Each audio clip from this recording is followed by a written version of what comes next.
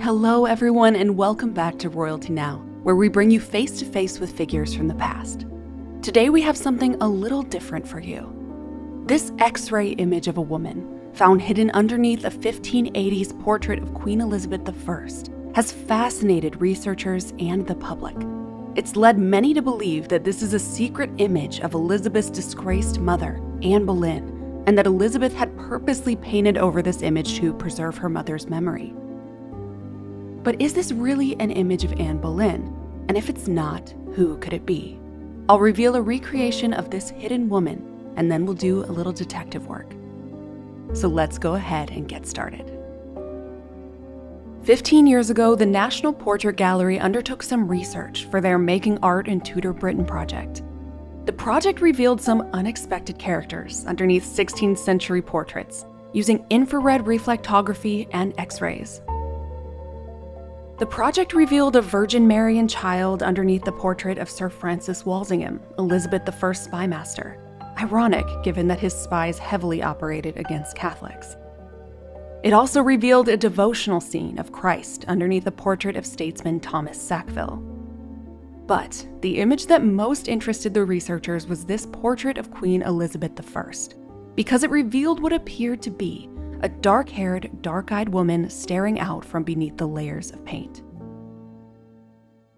In 1536, when Elizabeth was just 2 years old, her mother, Anne Boleyn, was arrested by her father, King Henry VIII of England. After nearly 10 years together and one daughter, Anne was abruptly accused of adultery and sentenced to death. Rumors circulated that she was a witch who had seduced Henry. Of course, it's commonly believed by historians that Anne was innocent of these accusations and crimes, and that Henry just wanted her out of the way so he could have a male heir with someone else. After her death, most portraits of Anne were immediately destroyed. It's the reason we hardly have any left for us today. The Tudor court tried to move on from her death as quickly and as quietly as possible. There was hardly a mention of the name Anne Boleyn for years after.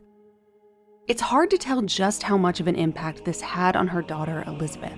During her life, Elizabeth rarely spoke of Anne, but we see physical evidence everywhere that Anne had a special place in her daughter's heart. Elizabeth acquired the very bed that Anne had given birth to her in. She decorated her home with the City of Ladies tapestries, the very same ones that Anne would have grown up around. She also wore the checkers ring, a double portrait ring showing both Anne and herself side by side.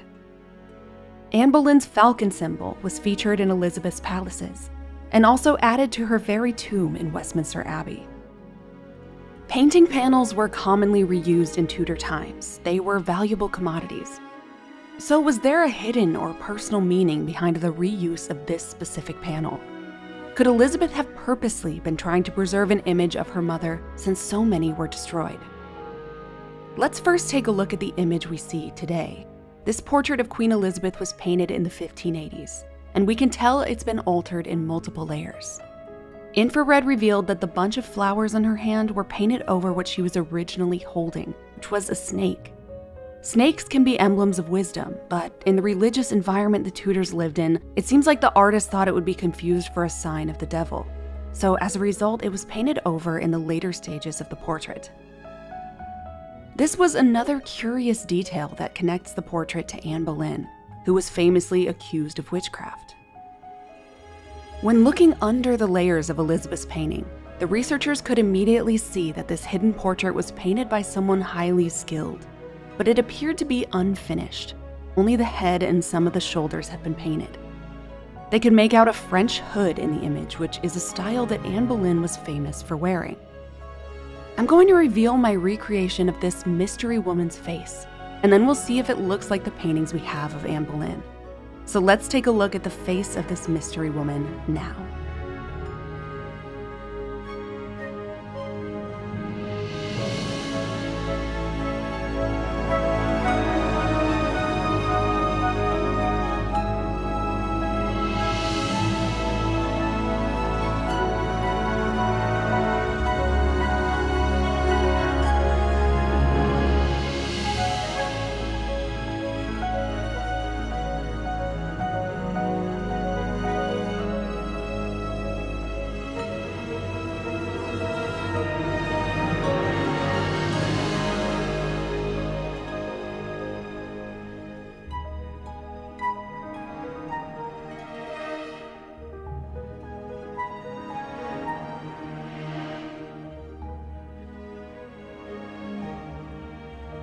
This recreation was challenging because this hidden face is somewhat incomplete.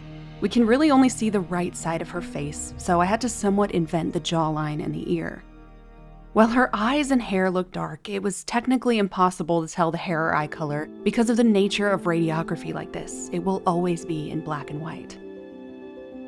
There is certainly some resemblance to Anne Boleyn. I see it especially in this Hever Castle version of her portrait. However, there are quite a few good reasons why this is not a portrait of Anne. Upon closer inspection, the style of her clothing is a little too late to be the fashion of Anne's time. This type of French hood was worn in the 1570s and 80s. Another piece that's barely visible is what appears to be a ruff, another fashion from about 40 years after Anne's death. The best evidence to get would be to date the panel using dendrochronology, so that's what the researchers did next. They ultimately found that the wood came from a tree that was cut down between 1572 and 1582, which means that the panel was reused by Elizabeth only a few years after it was made. Another reason is more emotional. As I said, Elizabeth already celebrated Anne with her possessions. She had a portrait of her mother on her own finger in the checkers ring. So did she really need to hide an image of her mother, or keep it a secret by this point in England? So unless this is a portrait commissioned later of Anne Boleyn wearing 1580s attire, which would be really rare, it's not her.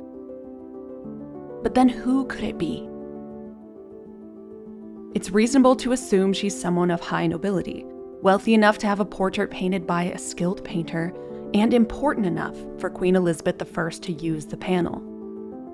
So I thought, what better use of my time than looking through every wife of every peer of England in the 1570s who would have appeared at court or been one of the Queen's ladies between 1572 and 1582. Unfortunately, many women's portraits have been lost to time or simply exist as poor quality images for us to view today. So it's very possible this is one of the dozens of noble women at the time whose portrait no longer exists. But I did quite a bit of comparing to women whose portraits we do have. I couldn't find an immediate match among the most well-known of the Queen's ladies: Bess of Hardwicke, Kat Ashley, Catherine Carey, and Frances Walsingham. They were all eliminated based on being too young or too old to be the portrait sitter. Kat Ashley had actually already passed away by the time this portrait was painted. I considered Lettice Knowles, which would have been an extremely spicy match since she was a rival of Elizabeth's, the wife of Elizabeth's favorite, Robert Dudley. She would be the correct age to sit for this portrait and was around court during these years, but to me her face doesn't quite match. Here are some other comparisons. These women were all in Elizabeth's service and the right age to pose for this portrait. We have Margaret Russell, Mary Radcliffe, Elizabeth Throckmorton, Frances Sidney, and Helena Snakenberg. But to me, none of these ring true. The only person I could think of who actually looked like this was Catherine Howard, and I'm shocked at the resemblance. But this doesn't make sense because she died 30 years earlier. It could possibly be a previous draft of a portrait of Elizabeth that was scrapped, although to me the features don't quite match there either. The best match I did find during my research was with Frances Newton, the Baroness Cobham. She would have been in her 30s during the time this portrait was painted, and she was a lady of the bedchamber and close friend of Elizabeth I. While not a perfect match, I do believe this is at least a contender. So, do you have any theories about who this mystery woman might be? How do you feel about the resemblance to Anne Boleyn? Please let me know if I've missed any contenders in the comments below, and if we find any more, I'll make a community post with a comparison image. Thank you so much for tuning in.